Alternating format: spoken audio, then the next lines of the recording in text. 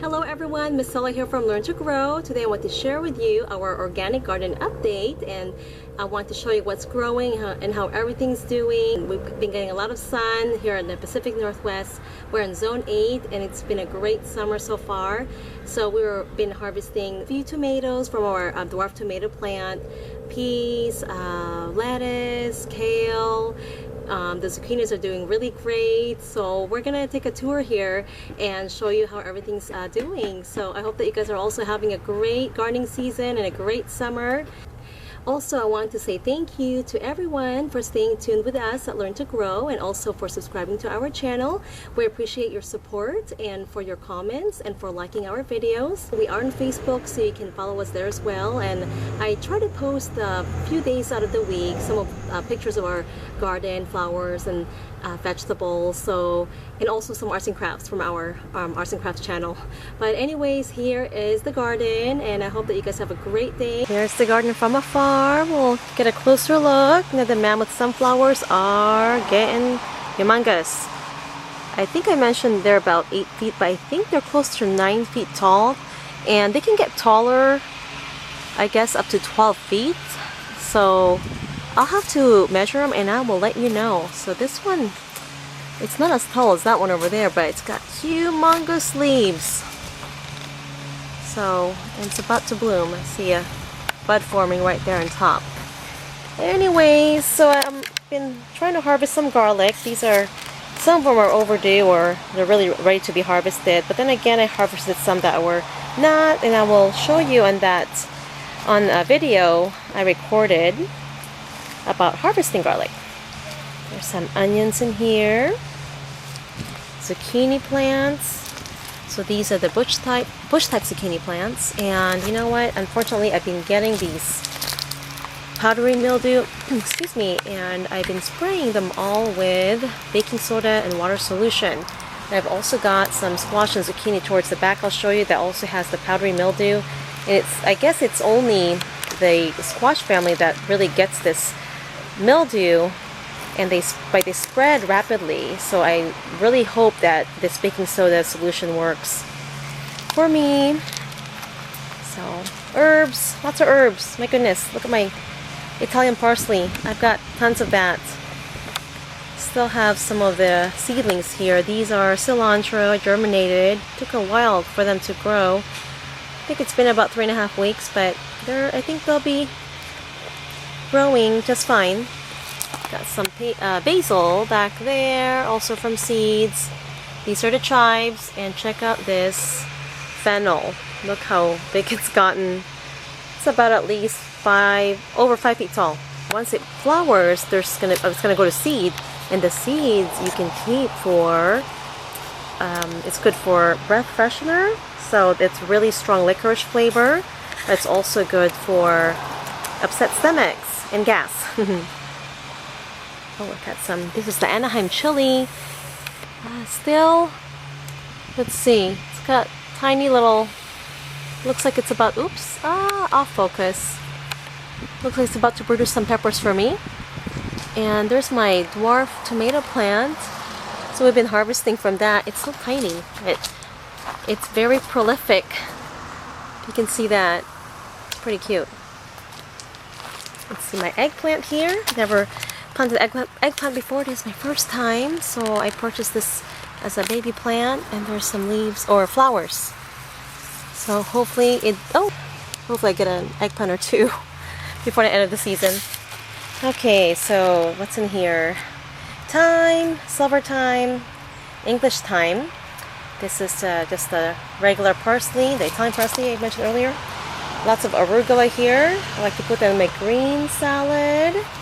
So remember, the herbs is great for insect deterrent or slugs and caterpillars. So companion planting is a must, especially when you're doing a garden and you have these great vegetables and leafy greens you want to protect and also want to enjoy, which have had some problems since I didn't plant any herbs in this box.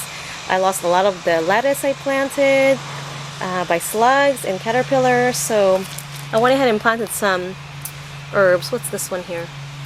It's still a baby. It's one of the ones I rooted, but that's mint, basil. This lettuce is doing great. This were a gift from my friend. She has a greenhouse. My friend Angela, and she brought this to me. She grew them from her greenhouse, and so I have lettuce again. My red romaine is just about to bolt, but I've been harvesting this. But look at how tall that is. It just grew and grew and grew, and I kept harvesting the leaves, and now it's ready to give me some seeds. Now the sweet peas also got infected with this powdery mildew that I mentioned earlier. Now these are the baking soda, I believe. I sprayed them with baking soda water solution. So I don't know, I'm gonna give it another day. I might even try apple cider vinegar, which is supposed to be very toxic to this powdery mildew.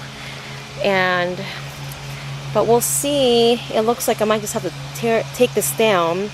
As you can see, it's turning yellow, and I don't want it to spread even more. It's starting to scare me. I don't want it to attack my whole garden here. But we did harvest a lot of sweet peas, so we had at least a good harvest from it. Now, so towards the back here, so I've got my broccoli right there. So there's some more crowns, little crowns emerging. These are radishes, and they're about to bolt. I just let them bolt so I can get some more seeds for next year. My spinach, I sowed some more spinach seeds, but you know, it's just too hot now. Oh, there you go. So I might have to wait till closer to fall. Hopefully I can plant some more spinach. And companion planting again. Got some herbs there along the side. Spearmint, lemon balm.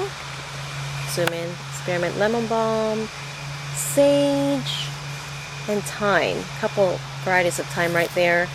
And I actually planted some in the garden. Some herbs here. That's rosemary right there. It's the ones I rooted indoors. There's another rosemary right there, just right beneath the kale. And I did this because I was having problems with cabbage worms, caterpillars, or cutworms, same thing. The larvae, they were eating the leaves of my kale, and we eat this every day, put in our smoothies. Oh, look at this. Another leaf that's gotten devoured there. But it's slowed down a bit. I think these herbs are helping out a bit since the caterpillars don't like the scent of these herbs. A couple more zucchini, bush type plants, and this also has the powdery mildew, which started from the back. I will have to show you in our pumpkin squash patch. Oh, my neighbor's mowing the lawn. It's really loud. Sorry about that, guys. Hope you can still hear me. But anyways, there's some zucchini down there, and I hope that they'll be okay. Hopefully the mold does not take over. I don't know, this plant here, those white spots there are probably the baking soda too. But there's a lot of buds. Some of them were rotted, as you can see that. Most likely from the mildew. But this plant here in the middle, the zucchinis are looking okay and looking good. There's actually a pretty good sized one on the other side right there.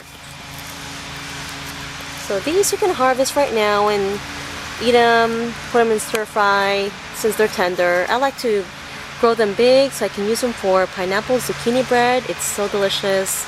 It's a bread, but it tastes more like cake. And now I want to show you, I'm really excited about, is the scarlet runner beans. So there's our trellis, and the bean pods are starting to get really big. Oh, there's a couple here. So these are mainly known as ornamental beans, but you can eat this when they're young, so the pods will be tender. But the beans are beautiful. These are the black purple speckled beans. Look how long this is. Oh, there's a longer one right there. See those? About at least 8 inches long. These get to about 12 to 14 inches longer, or long, up to 12 inches long, sometimes longer. And I've seen at my aunt's house or garden. Oh, there's another one here. Look at this one. This one's actually pretty long too. This one looks even longer. Here, I'll hold it this way.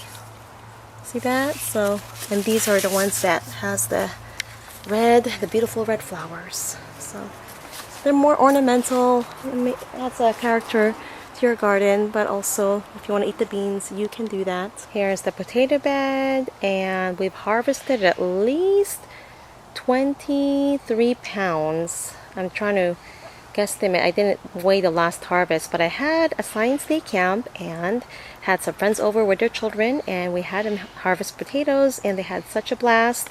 So they took home at least maybe almost 10 pounds of potatoes, Reds and Yukon Gold.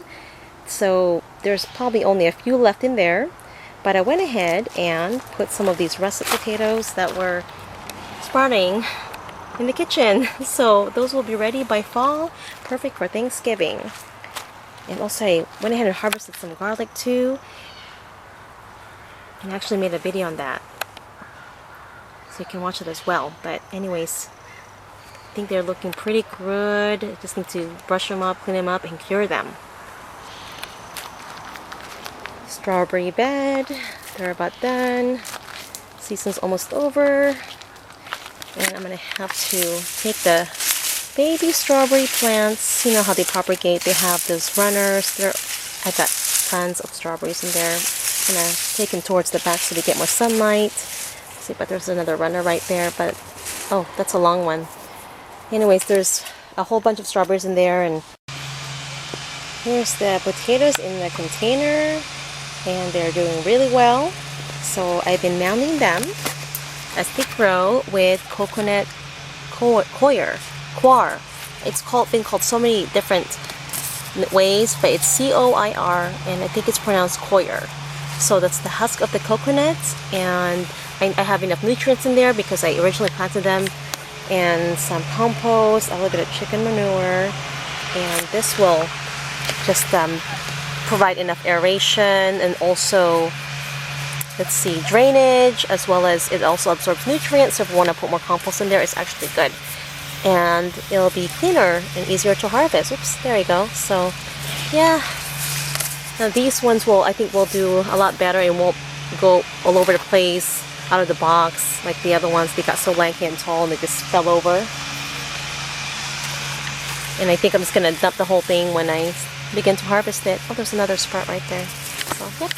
Potatoes in containers. We'll see how much we get from this container of potatoes.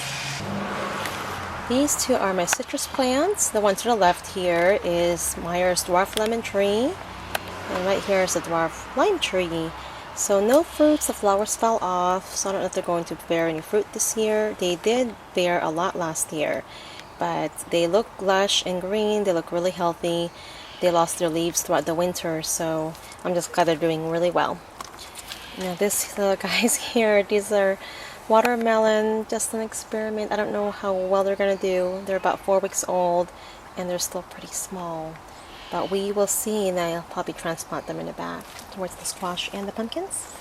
Let's look at the tomato plants now. I gave one of my tomato plants away to a good friend that really wants to learn how to grow her own food. So I gave her one with lots of tomatoes on it already, so she'll be harvesting soon. Now, this one here is romaine. It looks like they don't look as green. I wonder if I need to put more compost in there. But it's got a lot of fruits, more flowers. This one here is cherry tomato. This 4 tomato plants are all grown from seeds. So I bought a couple, two I bought, the bigger tomato plants and the dwarf tomato plants, but these are all from the seeds I sowed. I think in February, but there's lots of flowers, so not many tomatoes. There's a couple right there, you can see those, but they look like they're doing really well. Oh, this one here has more. So these are all cherry tomatoes, and they're organic. So they are going to be really good and healthy. I already showed you this. So, oh, some more herbs. Chocolate mint, lettuce. These are sort of from seeds. Those are romaine lettuce. These are some marigolds. And some lavender. So remember, all those nasty caterpillars and cutworms hate these flowers and herbs. Alright, these are some carrots that we sowed in the pot. The pot's pretty big. It's about probably 14 inches tall, so this should be enough room. For some carrots, we had a great harvest on carrots last year, so hopefully they do well. Here's our pumpkin patch. lots of pumpkins, and they're kind of mixed in there with squash and some corn. So it looks like a Three Sisters garden almost. I know there were some beans in there, but I'm not sure. I think they got smothered with the squash leaves. But anyways, so this is where it all started. The mildew. See the powdery mildew? Hopefully, it looks like they're not really spreading anymore, because some of the leaves don't have them. See that? Ugh. Yeah, they spread rapidly. They're very prolific. So I'm gonna try to do baking soda water solution again. And if that doesn't work, I'm gonna have to try the apple cider vinegar. Now I'm gonna show you the pumpkins. There's a couple. There's one right there. There's a whole bunch of little ones, but there's a really great sized one back here. So I put it on top of some dried grass. So this is about the size of a cantaloupe right now. So it's growing. There's another one over there. And some of these are winter squash mixed in there. I think it's over there. Oh, I want to show you this. Let me walk away here. Oh, there's a Three Sisters garden. But let me show you that my daughter's sunflower garden. See that rock in the middle? Oh, the sun. Hey, Magnum, don't go potty there. Come here. Good dog. So it's surrounded with sunflowers. They're about 2.5 to 3 feet tall now. So they'll be the same sunflowers that we planted on front of the garden. So they'll get to at least 8 to 12 feet tall. And it'll be really exciting. And it'll be her little hideout. She can sit there and read. Here's our Three Sisters garden. They're doing really well. So they're growing just about right. The beans are climbing up on the corn stalk. You can see the beans. Oh, there's one here. Oh, I almost tripped. There's the bean. So as you can see, so it's not choking the corn. And remember, we planted the corn seeds first along with the squash. And then the bean seeds were sowed when the corn were about 4 to 6 inches tall. That way it'll grow and it'll be tall enough for the beans to climb on. So, and I did probably planted too many squash seeds, but then I had the squirrel that kept taking the seeds and burying them somewhere else. And so I went ahead and I didn't thin them out. I just left the squash plants in there. Most of these are going to be yellow squash, so I'm really excited about that. I'm just going to leave them the way they are. So, the Three Sisters, corn, squash, and beans. And the beans will provide nitrogen for the corn. The squash will shade the soil and smother weeds. And the corn will provide support for the beans to grow on. So, there's one more look. They look really healthy, and I think they'll do well. So, hopefully we'll get a good harvest. Okay, that's it for now, guys.